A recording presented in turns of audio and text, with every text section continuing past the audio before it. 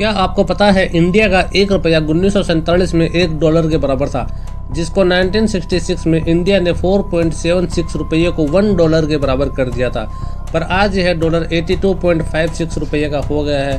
पर यह हुआ कैसे? क्या इसके पीछे अंग्रेजों का हाथ है? पर अगर यह सोचो कि अगर रातों रात इंडिया का ₹1 $1 के बराबर हो जाए तो क्या होगा? क्या सभी इंडियंस अमीर हो जाएंगे?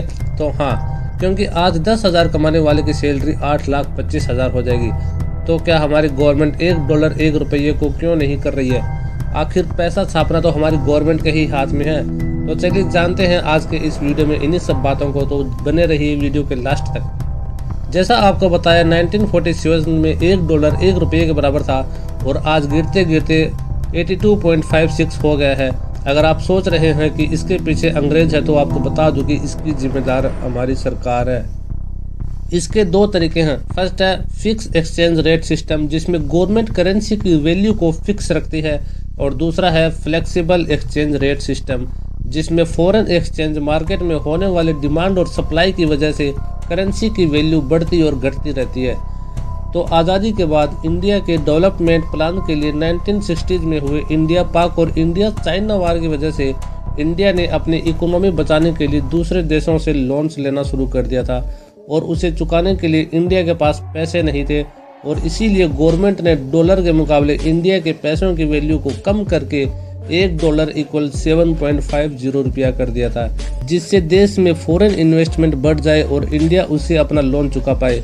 पर इसके बाद 1991 में क्राइसिस की वजह से आज तक इंडिया की करेंसी गिरती ही चली जा रही है, और कोई गारंटी नहीं है कि आने वाले 10-20 सालों में इंडिया की करेंसी की हालत सुधर जाए या नहीं। और आपको बताना चाहूँगा कि 2016 में इंडिया 6,600% डॉलर के मुकाबले डीवैल्यूड हो चुका था। तो चलो अभी ज़रा सोचो कि एक दिन अचानक से यह अनाउंसमेंट हो जाए कि आज रात 12 बजे के बाद $1 बराबर $1 हो गया है, तो क्या होगा? चलिए जानते हैं। जैसा आपको बताया कि 10,000 कमाने वाले की सैलरी 8,25,000 रुपये हो जाएगी यदि $1 ₹1 के बराबर हो जाए। तो यदि कंट्री लेवल पर इसे देखा जाए तो इंडिया में इंपोर्ट करना आसान और सस्ता हो जाएगा। जैसे इंडिया आज 85% डोमेस्टिक ऑयल इंपोर्ट करता है, यानी 2020 में इंडिया ने 74 मिलियन टन और 2021 में 84 million tonne crude oil import किया था। इसके लिए इंडिया ने अरबों की कीमत चुकाई थी। लोग सस्ते में चीप रेट में इंडिया ही नहीं बल्कि फॉरेन कंट्री का भी टूर कर पाएंगे। और ₹1 = $1 होने से सबसे बड़ी बात तो यह होगी कि 2018 में 90% इंडियंस अच्छी सैलरी और हाई स्टैंडर्ड लिविंग के चलते इंडिया से मूव करके दूसरी कंट्री में बसने के लिए तैयार थे। पर जब इंडिया में और यूएस में सेम काम और सेम सैलरी मिलेगी तो कोई भी देश छोड़कर विदेश में क्यों जाएगा, जिससे देश का ब्रेन देश में ही रहेगा और देश का विकास जल्दी और अच्छी तरीके से होने लगेगा। पर यह तो सिक्के का एक ही पहलू है। अभी बात करते हैं दूसरे पहलू के बारे में, यानी डिसएडवांटेज के बारे में। हमारी करेंसी की वैल्यू फिर से गिर जाएगी, और जैसे करेंसी के बढ़ने से इंपोर्ट अच्छा होगा वहीं एक्सपोर्ट पूरी तरह से बंद हो जाएगा। आप खुद ही सोचो कि इंडिया से एक्सपोर्ट होने वाले गुड्स 2018-19 में इंडिया की जीडीपी में 31.5% कंट्रीब्यूट किया करते थे, और 2019-20 में 27.8% कंट्रीब्यूट किया था। वो पूरी तरह ठप पड़ जाएगा। तो फिर क्या होगा देश की जीडीपी का? क्योंकि फॉरेन कंट्री इंडिया से इसीलिए इंपोर्ट करती है क्योंकि हम उन्हें उनकी करेंसी से ज़्यादा गुड्स देते हैं, मतलब उन्हीं का फ़ायदा होता है। पर $1 = $1 होने से इंडिया से इंपोर्ट करने वाली कंट्री दूसरी चीप गुड्स एक्सपोर्ट करने वाली कंट्री के पास चली जाएगी, इंडिया को छोड़कर।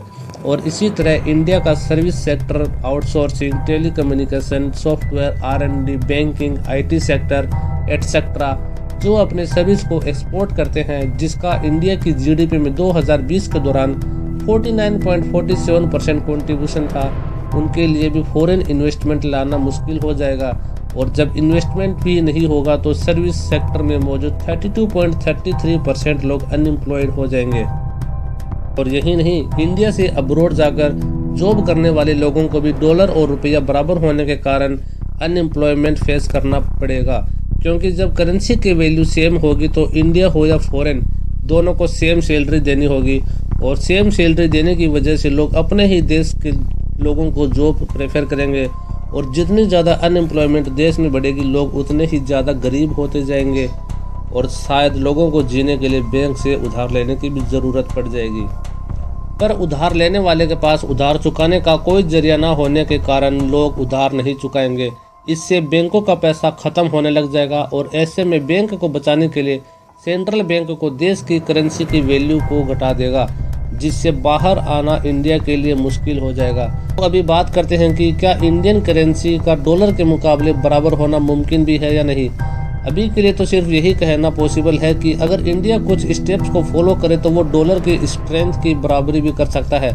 जैसे अगर इंडिया अपने इंपोर्ट कम कर दे और एक आत्मनिर्भर देश बने तो इंडिया की करेंसी की वैल्यू को मार्केट में बढ़ा सकती है, और यदि इंडिया अपने एक्सपोर्ट को बढ़ा सके तो भी इंडिया की इकोनॉमी और करेंसी पर इसका पॉजिटिव असर होगा, क्योंकि जितना फॉरेन एक्सचेंज देश में आएगा उससे रुपयों की कीमत बढ़ेगी। ऐसा करने के लिए इंडिया अपनी सर्विस सेक्टर में एक्सपोर्ट होने वाली चीज़ों पर ही डिपेंड नहीं रह सकता।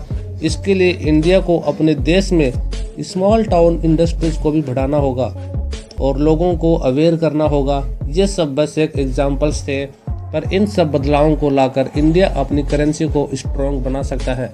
तो फिर इंडिया के लोगों को यह सपना देखने की ज़रूरत नहीं होगी कि अगर 1 रुपया इक्वल 1 डॉलर हो जाए तो क्या होगा।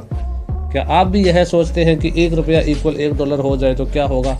कमेंट सेक्शन में ज़रूर बताना, और इसी तरह की अमेजिंग वीडियो के लिए चैनल को सब्सक्राइब और वीडियो को लाइक ज़रूर कर देना। तो मिलते हैं अगली वीडियो में।